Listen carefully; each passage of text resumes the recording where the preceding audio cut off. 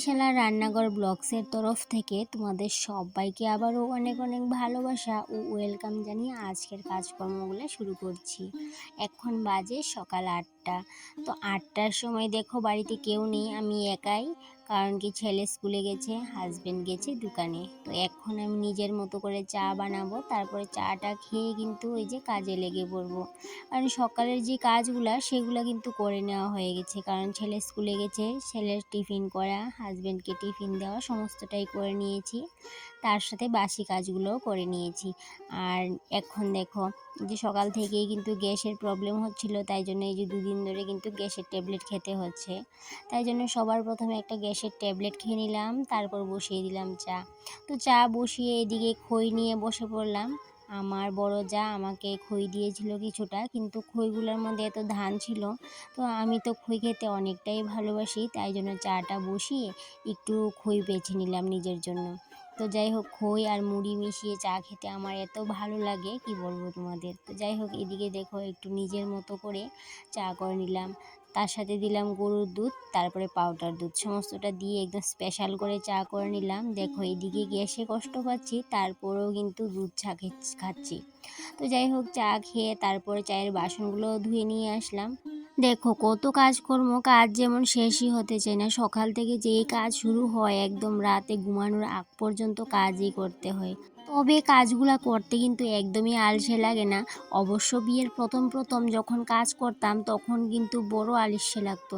আলস্যে বলতে ভালোই লাগতো না, একদম ইচ্ছে করতো না কাজ করতে সংসারের। কিন্তু এখন যেহেতু সংসারের মায়ায় জড়িয়ে গেছি আর নিজের করে সংসারটাকে গুছিয়ে নিয়েছি, এখন কিন্তু প্রতিটা কাজ, ছোট বড় প্রতিটা কাজ আমার অনেক ভালো লাগে, অনেক নেশা বলতে পারো। এটা একটা কাজের প্রতি অনেক ভালোবাসাও বলতে পারো, অনেক যত্ন।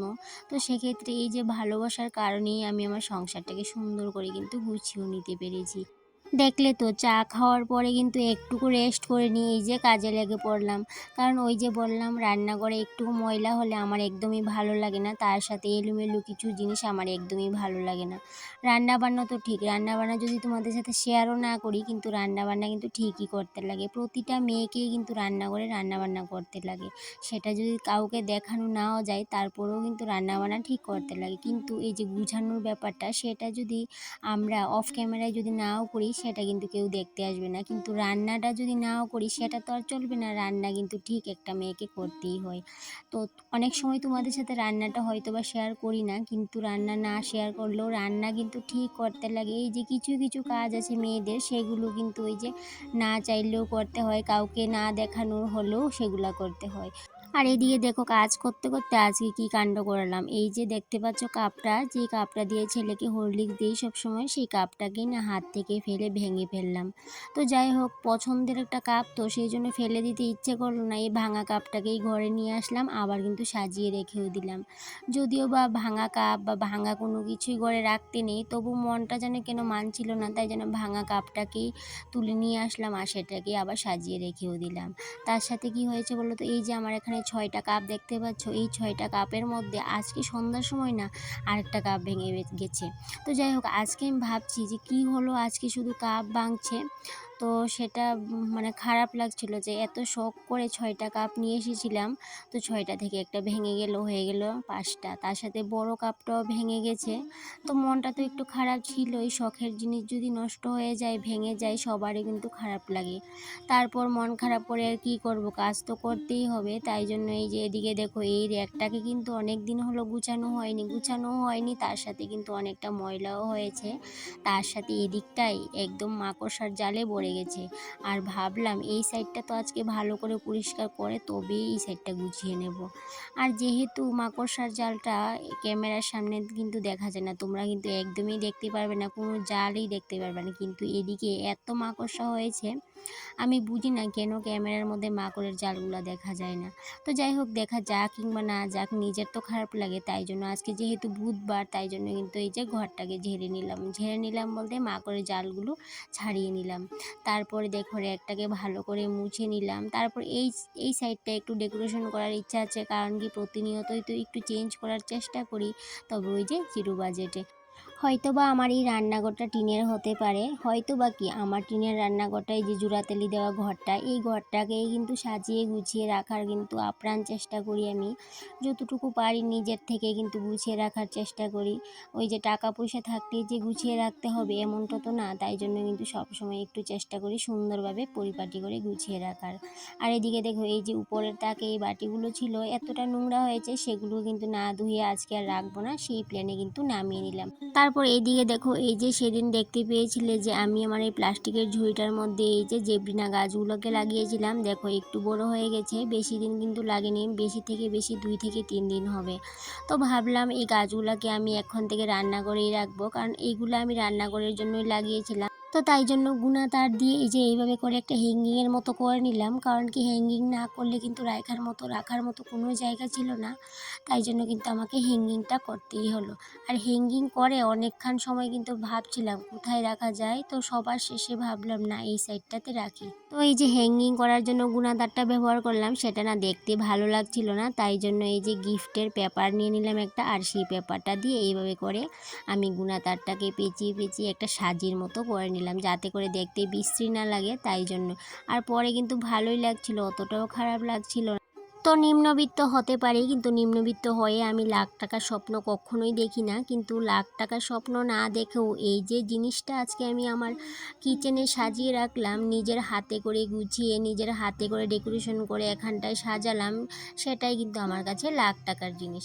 আর এই যে লেবরিনা প্ল্যান্টটা আমি সুন্দর করে ডেকোরেশন করলাম, আমার কাছে না আজকের জন্য এটাই আমার রান্নাঘরের লাখ টাকার জিনিস। আর এই লাখ টাকার জিনিসটাকে দিয়েই আজকে আমি আমার কিচেনটাকে সুন্দর করে সাজিয়ে নিলাম। তার সাথে আরেকটাও সারপ্রাইজ আছে, কারণ কি আরেকটু ডেকোরেশন করার বাকি আছে। আর এই সাইডটাতে দেখো কতটা নোংরা পড়েছে, ওই যে ঝাড়া মোছা করলাম সেই জন্য কিন্তু এই সাইডটাতে অনেকটাই কিন্তু মাকড়ের ঝুল, অনেকটা কীরকম ময়লা পড়েছে।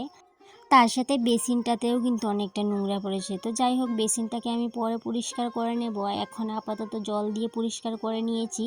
তার সাথে কি হয়েছে বলো তো, এই সাইডটাতে কিন্তু আমার চালের ড্রামটা রাখা ছিল, কিন্তু আজকে না চালের ড্রামটা এখান থেকে সরিয়ে নিয়েছি।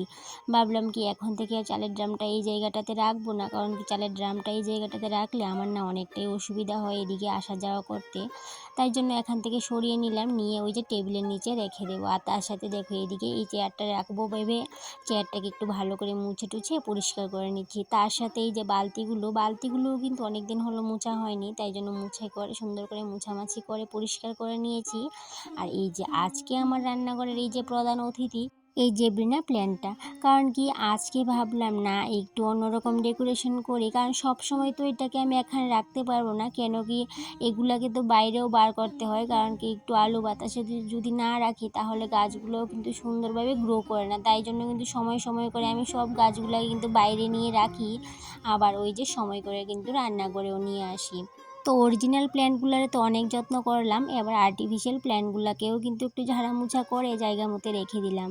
তার সাথে এইদিকে দেখো এই যে টেবিলের নিচে চালের ড্রামটা রাখবো বলে ড্রামটা নিয়ে আসলাম, তারপর ড্রামটাকে একটু ভালো করে মুছে জায়গা মতো রেখে দেবো। তো রেখে দেবো ভেবে কিন্তু যখন ড্রামটাকে মুছছিলাম তখন ফ্লোরটার দিকে অনেকটাই নজর পড়লো, দেখলাম কি এই সাইডটা না অনেকটাই কালো হয়ে আছে ম্যাটটা, কারণ কি যেহেতু আমি এই জায়গাটার মধ্যে সবজি বসে বসে কাটি, তার জন্য কিন্তু এই যে অনেকটাই নোংরা হয়ে গেছে। আর এই ফ্লোর ম্যাটগুলো না একটু সবজির কষ বা কোনো কিছু পড়লে এরকম কালচে কালচে দাগ পড়ে যায়, তো এগুলোকে কিন্তু এমনি জল দিয়ে ঘষে আমি কিন্তু উঠাতে পারতাম না, তো তাই জন্য এই যে বাসন মাজার যে চুলাটা সেটার মধ্যে একটু সাবান নিয়ে নিলাম, ভিম সাবান, আর সেটা দিয়ে একটু ঘষে নিলাম ভালো করে, আর কিন্তু অনেকটাই পরিষ্কার হয়ে গেছে, একদম চকচক হয়ে গেছে। এখন দেখো কোনো প্রকার কোনো দাগ নেই, আর এখন এতটাই পরিষ্কার হয়ে গেছে, অনেকটাই ভালো লাগছে দেখতে। আর এখন আমি এই যে শান্তিমতি ড্রামটা রেখেও দিতে পারলাম, কারণ যে বললাম আমার রান্নাঘরে কোনো ময়লা কোনো এলোমেলো ভাব সেগুলো আমার একদমই ভালো লাগে না, আমি যতটুকু পারি চেষ্টা করি একটু গুছিয়ে ক্লিন করে রাখার। তবে আমার না রান্নাঘরে প্ল্যান্ট রাখতে অনেকটাই ভালো লাগে, তাই জন্য কিছুটা প্ল্যান্ট জোগাড় করে নিয়েছি, আরও কিছু ইচ্ছে আছে আরও অনেক ধরনের প্ল্যান্ট আনার, আর সেগুলোকে একটু সুন্দর করে ডেকোরেশন করারও ইচ্ছে আছে, জানি না কতটুকু কী করতে পারি, তবে কিন্তু আমি অদম্য চেষ্টা করব। তো এইদিকে দেখো এই যে বাটিগুলোকেও ধুয়ে নিয়ে এসেছিলাম, তারপরে যে জায়গা মতো আবার রেখে দিলাম মুছে।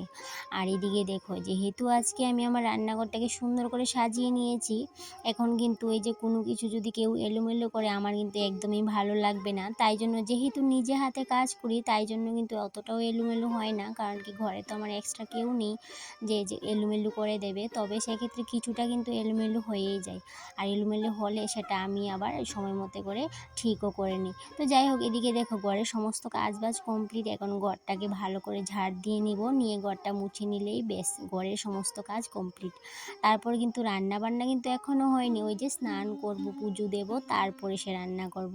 কারণ কি রান্নাটা যদি তোমাদের সাথে শেয়ার নাও করি, রান্না কিন্তু ঠিক আমি সময় মতো করে নেব, কিন্তু এই যে গুছানোর ব্যাপারটা সেটা কিন্তু আমাকে ওই যে সময় মতো করে নিতে হয়। তাই জন্য সময় করে যে সময় সময় পাই, যখনই সময় পাই তখনই কিন্তু রান্নাঘরটাকে একটু সুন্দর করে ডেকোরেশন করার চেষ্টা করি। তবে এটা প্রতিদিনই করি, রুটিন মাফিকই বলতে পারো। আবার রুটিন মাফিক যদি করতে না পারি, সেটা আমি অন্য দিন বা অন্য সময় ডিপ ক্লিন বা হালকা ডিপ ক্লিন, লাইট ক্লিন, যেটাই বলো সেটাই কিন্তু করে সুন্দর মতো আমার মতো করে আমি গুছিয়ে নিই। তো যাই হোক বন্ধুরা, আমার কিচেনটা কেমন লাগলো আজকের গুছানোটা অবশ্যই কমেন্টে জানিও। আর ভালো লাগলে একটা লাইক করে দিও, তার সাথে একটু বেশি ভালো লাগে সাবস্ক্রাইব করে পাশে থাকে বেল আইকনটা ক্লিক করে বন্ধু হয়ে পাশে থাকার অনুরোধ রইল। তো অনেক প্রশংসা করে নিলাম নিজের রান্নাঘরের, তবে প্রশংসায় পঞ্চমুখ হয়ে গেলাম। তো যাই হোক, প্রশংসা করতে করতে নিজের পরিচয়টাই দিতেই ভুলে গেছিলাম। যাই হোক বন্ধুরা, আমি রূপা, ত্রিপুরার ধলাই জেলার ছোট্ট একটা গ্রাম থেকে অতি সাধারণ ঘরের অতি সাধারণ একজন গ্রাম্য গৃহবধূ। একটা ছোট্ট টিনের ঘরকেও কিন্তু সুন্দর করে পরিপাটি করে গুছিয়ে ডেকোরেশন করে রাখা যায়, সব সময় ঝকঝকে চকচকে করে রাখা যায়। সেক্ষেত্রে কিন্তু কোনো টাকা পয়সারই প্রয়োজন পড়ে না, প্রয়োজন পড়ে ওই যে ইচ্ছা শক্তি, জেদ, ভালোবাসা, যত্ন, এগুলোর প্রয়োজন পড়ে। এগুলো থাকলে, তোমার যদি ইচ্ছা শক্তি থাকে, তুমি কিন্তু কোনো কিছু জিনিসপত্র ছাড়াই তুমি তোমার রান্নাঘর বলো আর এমনিতে রুম বলো গুছিয়ে একদম ঝকঝকে চকচক করে রাখতে পারবে। সেক্ষেত্রে কোনো দামি জিনিসের প্রয়োজন পড়ে না, সেটা কিন্তু আমি মনে করি। আর এইদিকে দেখো, তোমাদের সাথে আজকে আরেকটা জিনিস শেয়ার করব, সেটা কি বলো তো? এদিকে যে আমার আরেকটা প্ল্যান ছিল, এই যে আমি দইয়ের পাতিলটার মধ্যে লাগিয়েছিলাম, এই যে দইয়ের হাঁড়িটার মধ্যে, সেটার মধ্যে না আরেকটা ডাল দিচ্ছে, এই যে এই সেটটাতে আরেকটা ডাল দিচ্ছে। তো আমি প্ল্যান করে রেখেছি এই ডালটাকে না কিছুদিন পর আমি অন্য একটা কিছুর মধ্যে লাগিয়ে দেব, তাতে করে রান্নাঘরে আমি আরেকটু সুন্দর করে গুছিয়ে রাখতে পারবো।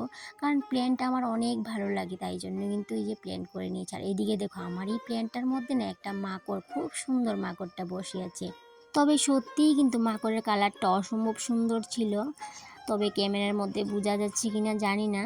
তবে সেক্ষেত্রে আমার এই গাছটা, সেটা কিন্তু একটা ইনডোর প্ল্যান্ট, সেটাকে কিন্তু আর বার করে দিতে হয় না, অন্য প্ল্যান্টগুলোকে বার করলেও সেটাকে কিন্তু বার করতে হয় না। তো যাই হোক বন্ধুরা, আজকের ব্লগ ভিডিওটা না এই পর্যন্তই থাকলো। আবার দেখা হবে পরবর্তী কোনো একটা ব্লগে। ততক্ষণে তোমরা ভালো থেকো, সুস্থ থেকো। আবার দেখা হবে, টাটা।